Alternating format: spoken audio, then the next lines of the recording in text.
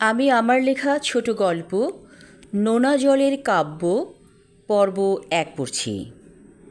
তোমার হাতে যে ১ কাপ চা, এটা কোত্থেকে এলো?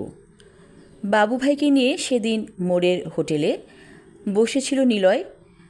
অবাক হয়ে বলল নিলয়, এ আবার কেমন প্রশ্ন? চা বানিয়েছে মানুষ, তাই এটা আমি খাচ্ছি?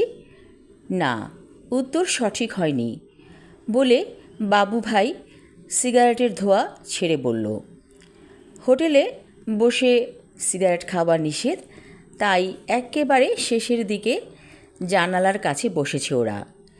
এই যে পাতার রস দিয়ে তৈরি হয়েছে চা, এই পাতা আসতে তো অনেক কষ্ট করতে হয়েছে শ্রমিকের। তুমি মনের চোখে দেখো তো, আদিবাসী মেয়েরা ওদের পিঠে বাঁধা ঝুড়িতে চায়ের পাতা ছিঁড়ে ছিঁড়ে রাখছে, তারপর সেই পাতা রোদে শুকিয়ে প্রসেস করে পাঠানো হলো, আর আমরা সেই পাতার রস খাচ্ছি পরম আনন্দে। নিলয়, শ্রমিকের কষ্ট বুঝতে শেখো। এইসব বুঝে কি হবে বাবু ভাই? আমি ইঞ্জিনিয়ারিং পড়ছি, পড়া শেষ হলে ভালো একটা জব চাই, তারপর বিয়ে, সংসার, ব্যাস এই তো জীবন। না না, এটা জীবন না। তুমি তোমার সুখটুকু দেখছো, আর অন্য কিছু দেখছো না। বাবু ভাই, প্রত্যেকটা মানুষের জীবনে একটা লক্ষ্য থাকে। আমি আমার জীবনের লক্ষ্য পূরণ করতে চাই, তা করবে। তারপরও আরও কিছু করা চাই, যেমন শ্রমিকের কষ্ট তোমাকে বুঝতেই হবে। একদিন দেখবে এই যে খেটে খাওয়া মানুষগুলো, এরাই কিন্তু পৃথিবী পরিচালনা করছে। আর বড়লোকের চকলেট ছেলে মেয়েগুলো রসাতলে গিয়েছে।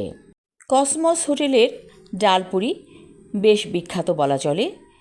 রোজ বিকেল থেকে রাত 10টা-11টা পর্যন্ত রীতিমতো ভিড় লেগে থাকে এখানে। সব হোটেলে এখন আলুপুরি বানাচ্ছে, কিন্তু কসমস হোটেল 20 বছর ধরেই ডালপুরি বানাচ্ছে, পুর ভরা ডাল দিয়ে। নিলয়ের ফোন এসেছে। হ্যালো বলতেই ওর বড় ভাবি বলল, নিলয় বাসায় এসো। কোথায় আছো তুমি? নিলয় বলল, বাবু ভাইয়ের সাথে কসমস হোটেলে আছি। ভাবি বলল, আসার সময় পুরি নিয়ে এসো। ফোন রেখে নিলয় বলল, বাবু ভাই, বাসায় যেতে হবে। হ্যাঁ, তুমি তো আবার তোমার ভাবির চামচা বলা চলে।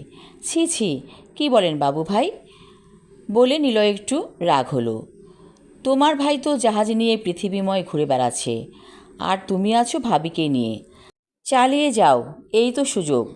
তবে ভাবির কাছ থেকে টাকা পয়সা নিও, কিন্তু কিছু ব্যাংক ব্যালেন্স করো, নইলে পরে পস্তাবে। এখনও তো তোমার ভাইয়ের ছেলে মেয়ে হয়নি, হলে একেবারেই বদলে যাবে, বলেন বাবু ভাই।